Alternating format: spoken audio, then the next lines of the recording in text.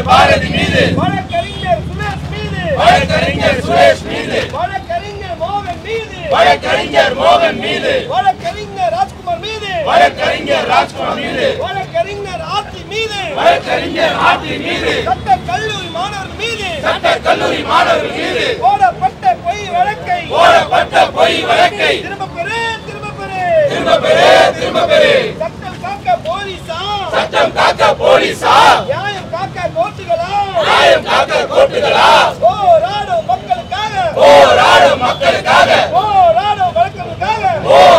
வழக்கறிஞருக்காக சட்டமும் இல்ல நீதி இல்ல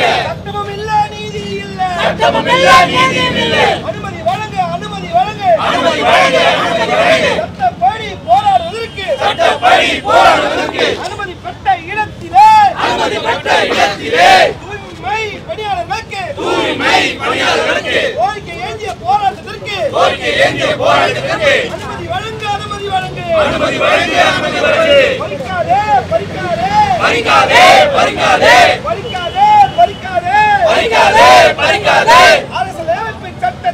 அரசியலமைப்பு சட்டத்தை பறிக்காதே அனுமதியோ வழக்கறிஞர் மீதான போடப்பட்ட எஃப்ஐஆர்களை அனுமதியோ விடமாட்டோம் போராடும் வழக்கறிஞர் மீது பொய் வழக்கு போட நினைக்கும் காவல்துறையை ஏவல்துறையை வழக்கை நாங்கள் விடமாட்டோம் வெல்லட்டும் போராட்டம் வெல்லட்டும் 15 ஆண்டுகள் பணி செய்த 20 ஆண்டுகள் பணி செய்த தூய்மை பணியாளர்களை பணி நிரந்தர கோரிக்கை நியாயமான கோரிக்கையை வென்றெடுக்க வழக்கில் நாங்கள் உடன் இருப்போம் வீராதே நாடெங்கும் கொலை கொள்ளை குற்றங்களை தடுப்பதற்கு துப்பில்லாத காவல்துறையை கண்டிக்கின்றோம் காவல்துறையை கண்டிக்கின்றோம் அனுமதி கொடு தூய்மை பணியாளர்களை சென்னை உயர்நீதிமன்ற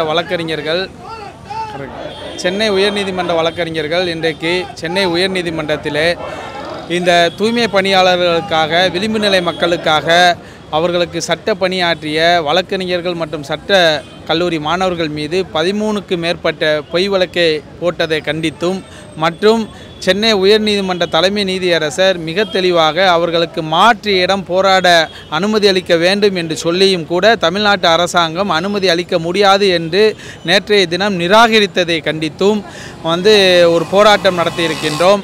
ஆனால் இது அரசியலமைப்பு சட்டம் வழங்கியுள்ள ஜனநாயக உரிமையை ஒட்டுமொத்தமாக குழி தோண்டி புதைக்கக்கூடிய செயலை தொடர்ச்சியாக சென்னை காவல்துறை செய்து கொண்டிருக்கின்றார்கள். அதற்கு ஒட்டுமொத்த வழக்கறிஞர்களும் சட்டப்படி உரிமையை பெற்று தூய்மை பணியாளர்களுடைய போராட்டம் மீண்டும் தொடரும் என்பதனை இதன் மூலம் தெரிவித்துக் கொள்கிறோம். என் பேர் ராஜா முகமது.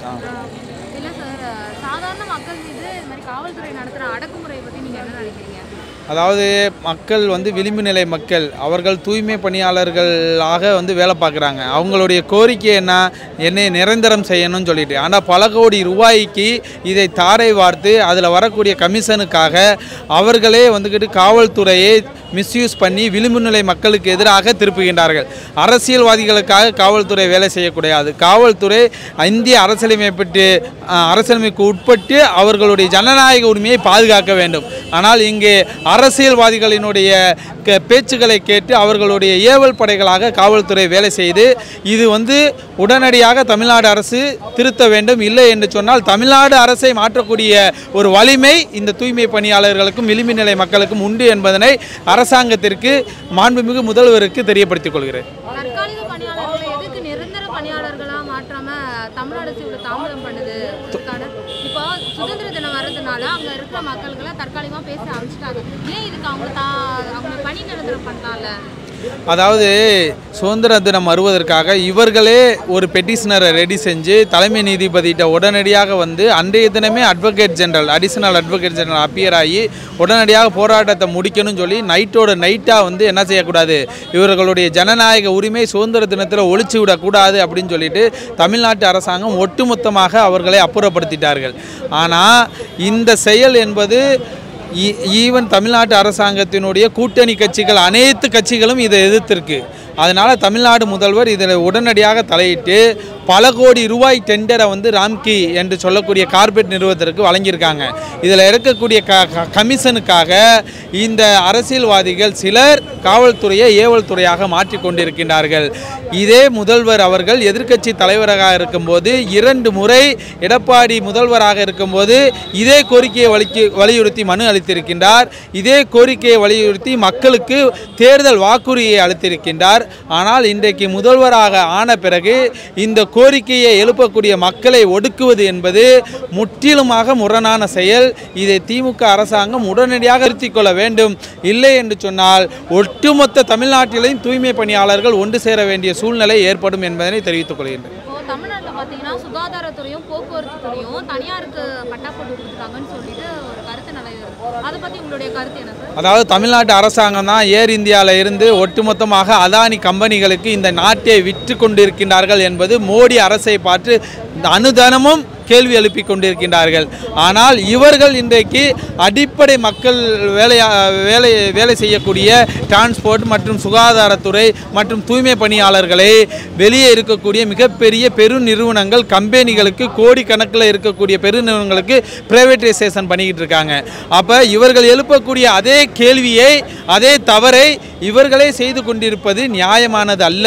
இதை உடனடியாக தமிழ்நாடு அரசு சமூக நீதி அரசு என்று சொல்லக்கூடிய அரசு, திராவிட அரசியல் என்று சொல்லக்கூடிய அரசு இதனை உடனடியாக தடுத்து நிறுத்த வேண்டும் என்று கேட்டுக்கொள்கிறேன். கடந்த சில நாட்களாக நடந்து வருகின்ற இந்த போராட்டம் என்பது இந்த நாட்டில் இருக்கின்ற தூய்மைப்படுத்துகின்ற தூய்மை பணியாளருக்கான போராட்டம். அவர்கள் காலையில் எழுதுகிறார்கள். நம்மெல்லாம் காலையில் எழுந்துக்குவோம், குளிச்சுட்டு அலுவலகத்துக்கு போவோம். அலுவலகம் எப்படி தூய்மையாக இருக்கும்? பல்வேறு இடங்களில் ஏசி இருக்கும். ஆக நாம் போட்டு நல்ல சட்டை பேண்ட்டோடு சென்ட் அடித்து கொண்டு நல்ல வேலையில் போய் நம்ம உட்காருவோம். நம்ம மனநிலை நல்லா இருக்கும். ஆனால் காலையிலிருந்து அவன் குளிச்சுட்டு கிளம்பி குப்பைக்கு குப்பை எடுக்க வரணும். நாற்றமடிக்கின்ற கேவலமாக வாசம் வீசுகின்ற மோசமாக இருக்கின்ற அந்த குப்பையை அவனுக்கு கையில் சட்டப்படி அரசியலமைப்பு சட்டப்படி மட்டுமல்ல எஸ்சிஎஸ்டி ஆக்ட் படியே கை க்ளோஸ் கொடுத்துருக்கணும், கால் க்ளோஸ் கொடுத்துருக்கணும், மாஸ்க்கு கொடுத்துருக்கணும். இவை எதுவுமே கொடுக்கப்படல. அப்படி கொடுக்கலன்னா சம்பந்தப்பட்ட ஏஐ மீது எஸ்சிஎஸ்டி வழக்கு போடலாம் என்று இருக்கிறது. இந்த சூழ்நிலையில் தன்னுடைய வாழ்வாதாரத்திற்காக தங்களை காப்பாற்றிக் கொள்ள வேண்டும் என்ற எண்ணத்திற்காக இந்த அப்பாவி வெகுஜன மக்கள் போராடினார்கள். அந்த போராட்டம் தொடர்ந்தார் போல் ஒரு 10-15 நாட்கள் இருந்தது.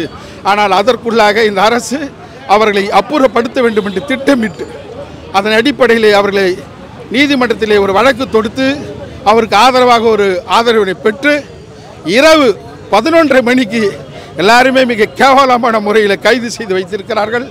எனவே மாண்புமை தமிழக அரசு நாங்கள் கேட்டுக்கொள்வதெல்லாம் வழக்கறிஞர்கள் இன்றைக்கு ஒன்று கூடியிருக்கிறார்கள்.